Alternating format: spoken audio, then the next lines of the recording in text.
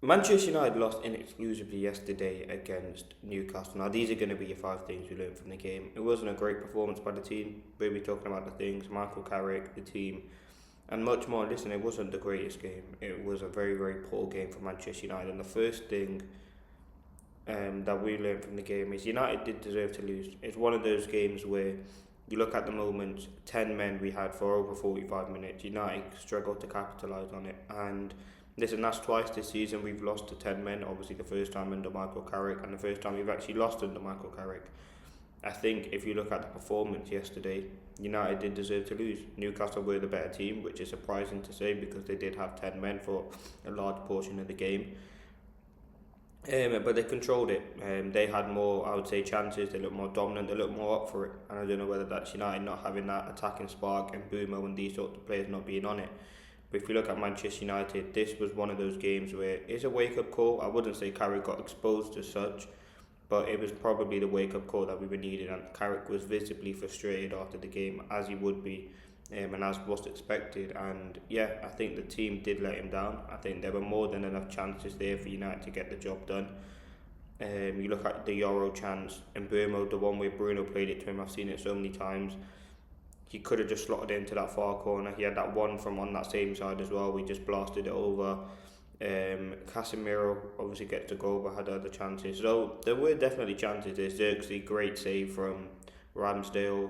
Kobe Mainoo shot, great save by Ramsdale. So there were chances for United to win, but it wouldn't have took away from the fact that United did deserve to lose the game.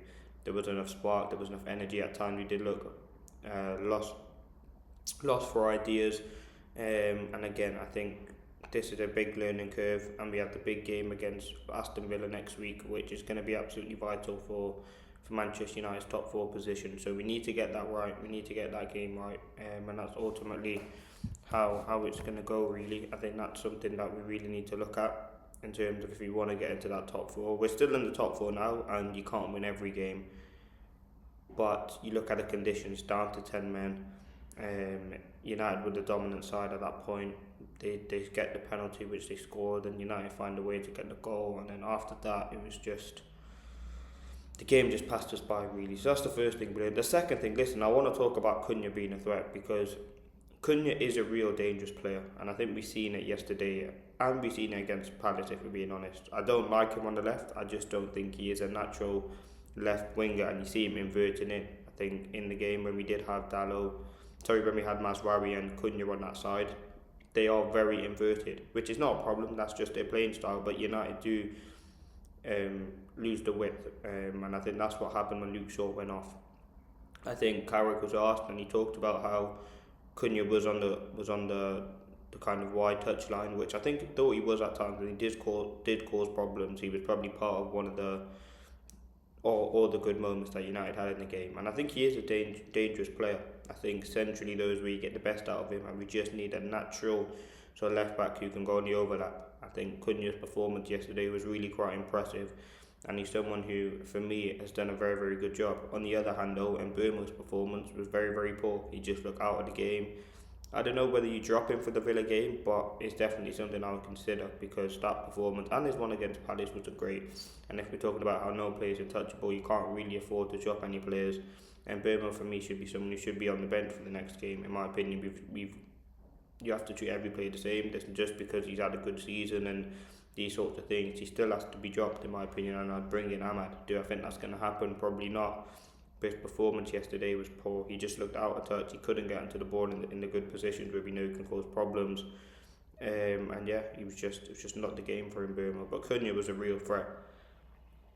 The third thing we learned, and we've learned this for a while, it's going to be very difficult to replace Casemiro. Casemiro is a world-class player.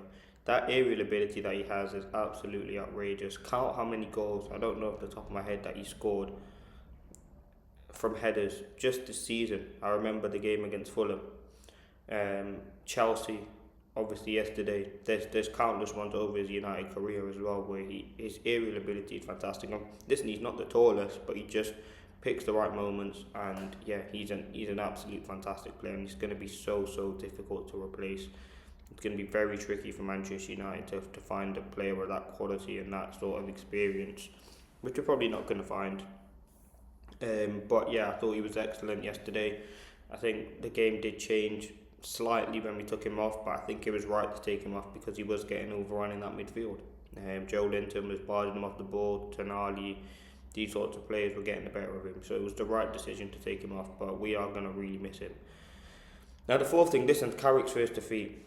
It was bound to come. I thought the Palace game would be the one. This is not me being sort of negative on Carrick if we're just looking at the situation. First defeat was coming, and I think we'd learned a lot from this defeat.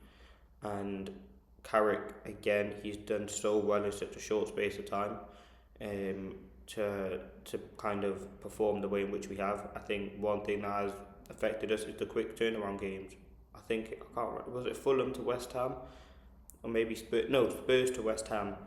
That was a quick turnaround, and look what happened in that game. Again, yesterday, it was a quick turnaround from the Palace game to the Newcastle game. If that could be potentially something that is a problem for the team, I don't know, but that's just something that I've kind of noticed. I think if we are, and hopefully we do get into Europe next season, we're going to have to manage it better, but there are going to be shorter turnarounds, and we can't allow for the drop in performances to happen that often. Now we have a 9-10 day break till our next game, so that's a positive, gives Carrick more time. I think he will learn a lot from the defeat. I think the way in which, the subs that he made, the Ugarte one, it was the right sub. I think it wasn't a bad sub. I don't think Ugarte had a necessarily bad game. I just think he struggled to get into the game in terms of, he got on the ball, he had a chance. I think the header that just looped over, I think that was a decent sub. I think the Xerxes sub, good sub, he had an impact in the game. He showed that Carrick was going for it, took off mainly, dropped Bruno deep. The sub for me that I was confused about was Malacia. I don't know if it was just me or like the guy hasn't played first team football in a while, in a long time. I know he's played in under 21s, but coming on, 90th or 80th, whatever time it was in the game against Newcastle. And ultimately the goal comes down his side. It's very, very poor defending. And I know he's had a tough time with injury, but I wouldn't have brought him on. I would have just brought on Aiden Heaven. Or even just brought on anyone into that position that's actually played football. And that's what I would have done. But I think that's the only thing Carrick potentially, I don't know if you could put down Carrick as such, but he had to make the sub and he had to take on Maswari. But I just saw the Malacia sub was just a bit out of the ordinary, really. Then the fifth and final thing, as I said, Champions League is still there for Manchester United if we want to get it. Villa got absolutely thrashed by Chelsea. Villa is obviously United's next game. Chelsea look after races a little bit. I know they beat Villa, but they're a bit of an inconsistent team. Villa, that's back-to-back heavy defeats in the derby against Wolves and against Chelsea. If United continue, I know we have tough games. We have to play Liverpool at home, Chelsea away, Villa at home. I think there's a Brighton in there. There's a Forest in Nottingham Forest in there, a Brentford in there, Bournemouth. There are difficult games for Manchester United, 100%. I'm not sort of denying that. But if you look at sort of the games that we have one game a week. Champions League is definitely there. I don't know. As I said, we're not going to get carried away thinking about second because that's just not where we're at the moment. We're happy to be in third, and that's massively overachieved the expectations of what United fans expected when Carrick come in. So I think looking at sort of finishing second is a bit kind of too forward at the moment.